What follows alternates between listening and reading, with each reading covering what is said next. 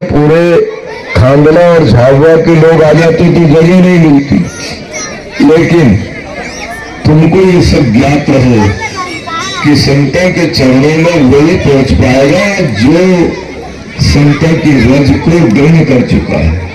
और गृहस्थी नहीं, सदगृहस्थी संतों के चरणों में आकर के बैठता है। एक घड़ी आदि घड़ी और आदि से बुनियाद और तुलसी संगत साध की तो कदे कोट अपराध। संतों का सानिध्य उसे प्राप्त होगा। बड़े जन्मों के बाद में संतों का दर्शन होता है। अब मेरे भाई भरोस हनुमंता बिन हरि कृपा मिले नहीं संता।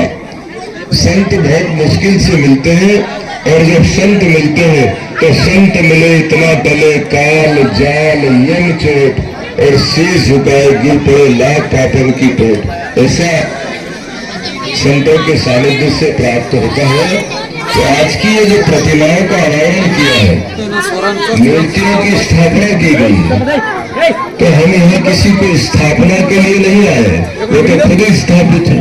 बाबा रामदेव जी तो खुद स्थापित है, हनुमान जी महाराज स्वयं स्थापित है, दयानंद जी महाराज। लेकिन हम गांव गांव में मूर्तियों की स्थापना करके गौ माता की सेवा के लिए गौशालाओं की स्थापना करके समाज के लोगों को इस घोर कलयुग से बचाने की कोशिश भी करते हैं, संकेत भी देते हैं। जैसे भगवान श्री कृष्ण जी ने कहा था कि अगर मैं कर्म नहीं करूंगा तो ये पूरा समाज भी नहीं करेगा। क्या हो सकता है शिवानंद गिरी जी को अपने आश्रम में रहे, लेकिन यहाँ देखो पूरी रात आपके साथ बैठ करके आपको ये कहेंगे कि जागो, भारत भारती के नौजवानों जागो, और जाग करके समाज में सनातन धर्म के प्रति आप क्या कर सकते हो? नहीं करना तो नहीं, लेकिन एक घड़ी भी अगर तुम परमात्मा का स्मरण करो, भजन करो, चिंतन करो, मनन करो, कीर्तन करो, तो इससे तुमको तो लाभ मिलेगा ही मिलेगा। लेकिन तुम्हारे आसपास का पूरा वातावरण भी शुद्ध हो जाएगा। और इसके लिए तुम्हारे पूर्वजों ने किया है। तुम जितने भी लोग यहाँ बैठे हो, तुम सबरी माता के परिवार के लोग हो। हाथ ऊंचा करो, सब लोग हो के नहीं? बोले सबरी मैया की, सबरी माता की। तो वो सबरी माता, जिस सबरी माता का दर्शन करने के लिए त्रिलोकी के नाथ मर्यादा पुरुषोत्तम भगवान श्री राम जी गए वनवास काल में। जब राम जी चित्रकूट पहुंचे तो संध्या का समय हो गया, और संध्या का समय हुआ तो सूर्य अस्त हो जाता है। सूर्य अस्त होने के बाद में आकाश में एक लालिमा सी होती है, वो भी धीरे धीरे खत्म हो जाती है। अपने को लगता है कि सूर्य इधर ही अस्त हुआ, तो वो भी खत्म हो गई। फिर भी वो लाइट जो था, एक बहुत बड़े क्षेत्र में वो लाइट प्रकाश जैसा प्रतिबिंब दिखने लगा।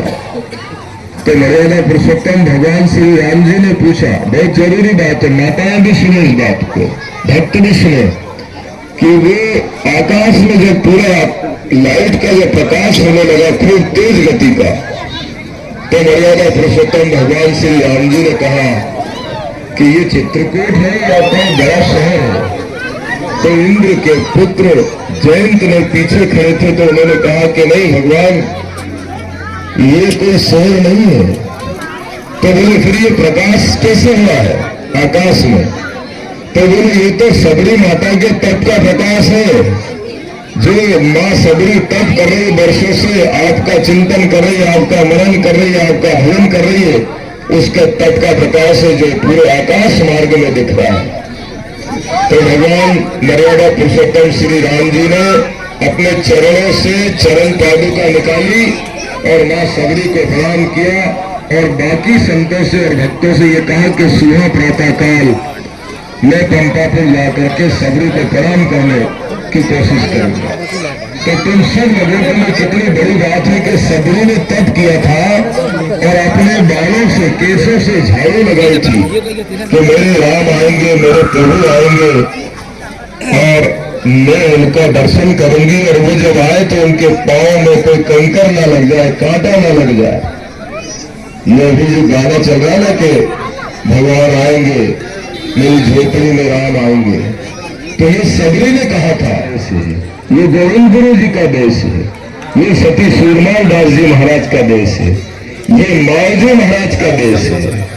ये देश ऋषि मुनियों का देश है और ऋषि मुनियों ने तो हमको ये सब दिया है कि जो आज हम भगवा वस्त्र देखो कितने सारे भक्तों के, किसी के सिर पे है तो किसी के गले में है तो किसी के मन में है, तन में है। हम सब लोग मां सबरी को प्रणाम करते हैं। हम अपने आप को गौरवान्वित होते हैं कि देश के प्रधानमंत्री माननीय नरेंद्र मोदी जी ने हमारे परिवार की एक मात्र शक्ति द्रौपदी मुर्मू को राष्ट्रपति बनाया, तो ऐसा लगा कि सबरी माता प्रकट हो गई। और इससे पहले किसी ने अपने परिवार के लिए कोई ध्यान नहीं दिया। हम दो लोग हैं, हम इस देश के महर्षि वाल्मीकि की संतान है, जो इस देश में महर्षि वाल्मीकि ने 100 करोड़ श्लोक लिख करके राम जी का जीवन लिखा। हम उस परिवार के लोग, कुछ लोग तो ऐसे कि जिनका परिवार का आता पता ही नहीं लगता है, और हमारे परिवार की ऐसी स्थिति कि अगर कोई पूछे कि तुम कौन हो तो बोलो कि हम महर्षि वाल्मीकि की संतान हैं, हम मां सबरी की संतान हैं। और हमारे पूरे परिवार में जो है झोपड़ा ऋषि हुए हैं, मातंग ऋषि हुए हैं, सुदर्शन ऋषि हुए हैं, अरिष्टनेमि हुए हैं, भारद्वाज हुए हैं। ये सब ऋषि जो है महर्षि वाल्मीकि के परिवार के सदस्य रहे। हम ऋषियों की संतान है, हम कोई एरे गेरे नहीं है, ये हम अनाथ नहीं है। हम